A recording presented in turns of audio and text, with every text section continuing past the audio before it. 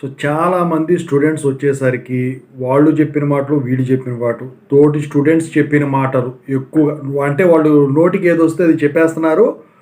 So అవే నిజమని నమ్ముకొని ఇక్కడ మధ్యలో ఏదన్నా వాళ్ళు ప్రాసెస్ చేసే ప్రక్రియలో గనక లేట్ అయితే యూనివర్సిటీ నుంచి ఈ స్టూడెంట్స్ ఏదన్నా అప్లై చేసినా ఇలాంటి ఏదన్నా ఉన్నా కూడా సో దాంట్లో ఇదే నిజం అనుకోని చెప్పేసి కంగారు పడిపోతున్నారు.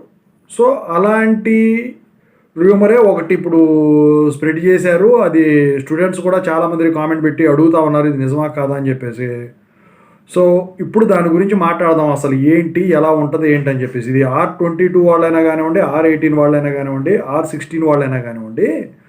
సో దాని గురించి చెప్పబోయే ముందు అయితే ఇంతవరకు ఈ ఛానల్ సబ్స్క్రైబ్ చేసుకున్న వాళ్ళు ఎవరైనా ఉంటే ఖచ్చితంగా సబ్స్క్రైబ్ చేసుకోండి. ఈ వీడియోని లైక్ చేయండి, షేర్ చేయండి. మీకు ఏమైనా డౌట్స్ ఉన్నట్టయితే ఖచ్చితంగా అయితే కాల్ మీ 4 ద్వారా కాల్ చేయండి. Telugu engineering education Telegram, YouTube channel 2 subscribe చేసుకోండి. జేఎన్టీ యూనివర్సిటీ అప్డేట్స్ ఛానల్ కూడా. ఇక టాపిక్లో వెళితే ఏంట్రా బాబు అంటే, సో ఇప్పుడు ఒక ఫేక్ న్యూస్ని, బిగ్ ఫేక్ న్యూస్ని ఒకటి స్ప్రెడ్ చేశారు. దాని గురించి చెప్పబోయే ముందు అసలు మొత్తం చూద్దాం. ఏంటంటే R16 వరకు వచ్చేసరికి సబ్జెక్ట్ ఎగ్జామ్స్లో గ్రేస్ మార్క్స్ ఇచ్చారు. అయితే ఆ తర్వాత R18కి వచ్చేసరికి గ్రేస్ మార్క్స్ ఇవ్వడం జరిగింది. దాన్ని 30/23 పెంచడం జరిగింది. అది ఒకసారి మాత్రం మళ్ళీ 9/7 కింద కన్వర్ట్ చేసి మళ్ళీ 30/23 ఇచ్చి ఆ తర్వాత మార్చలేదు. ఇక R22కి వచ్చేసరికి ప్రస్తుతానికి ఉన్న పరిస్థితుల్లో ఎటువంటి అప్డేట్ దాని మీద లేదు. R18 కూడా గ్రేస్ మార్క్స్ వచ్చేసరికి ఆ లాక్డౌన్ అయిన తర్వాత ఎక్కువ మంది ఫెయిల్ అయిన తర్వాత ఆ గ్రేస్ మార్క్స్ ఇవ్వడం జరిగింది. కానీ ఫస్ట్ నుంచి అయితే అసలు రెగ్యులేషన్లో గ్రేస్ మార్క్స్ అన్న పదం లేదు. అందుకే R22 కూడా ఫ్యూచర్లో ఇక అప్పుడున్న పరిస్థితులను బట్టి ఏమన్నా జరిగేదానికి ఛాన్స్ ఉంటుంది. ఎందుకంటే R22 ఆఖరి అఫిలియేటెడ్ బ్యాచ్ స్టూడెంట్స్ ఎక్కువ శాతం కాలేజీల్లో, ఎందుకంటే అంతా కూడా అటానమస్ అయిపోతున్నాయి. సో ఇక తర్వాత వచ్చే వాళ్ళంతా అటానమస్సే. అయితే అఫిలియేటెడ్కి అటానమస్కి గ్రేస్ మార్క్స్ 2 ఇస్తారు.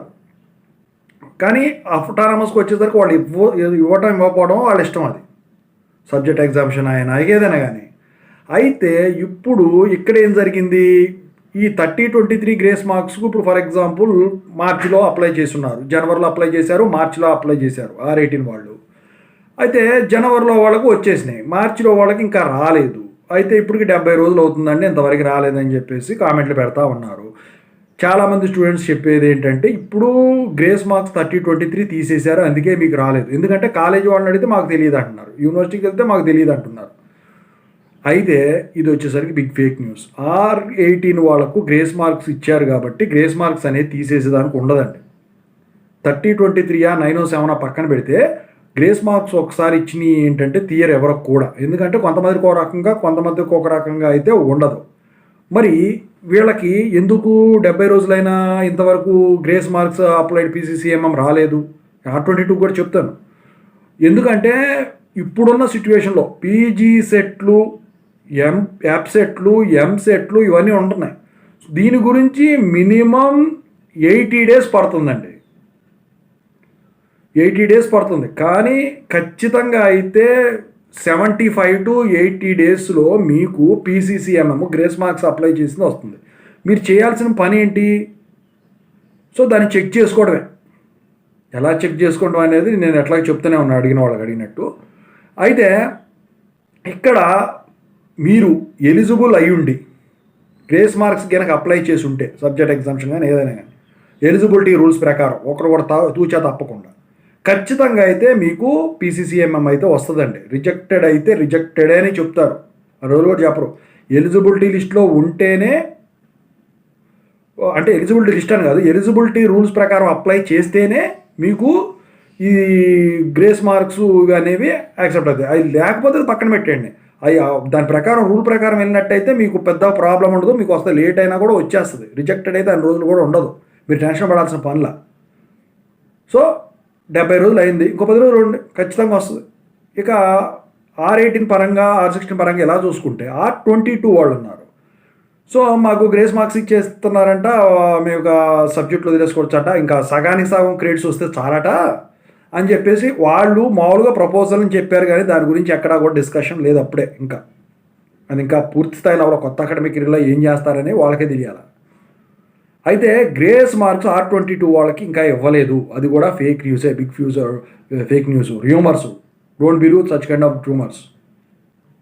మరి R22 వాళ్ళకి గ్రేస్ మార్క్స్ ఇవ్వరా? ఎందుకంటే మా స్టూడెంట్స్ మా సీనియర్స్ అందరికీ సబ్జెక్ట్ ఎగ్జామ్షన్ గ్రేస్ మార్క్స్ అన్నీ ఇచ్చారు, మరి మాకు ఇవ్వరా అంటే మీరు ఒకటి గమనించాలి. జేఎన్టీయూ కాకినాడ తీసుకుందాం, జేఎన్టీయూ అనంతపూర్ తీసుకుందాం, జేఎన్టీయూ జీవీ తీసుకున్నాం. R13 వరకు మాత్రమే వాళ్ళు గ్రేస్ మార్క్స్ వరకు ఇచ్చారు.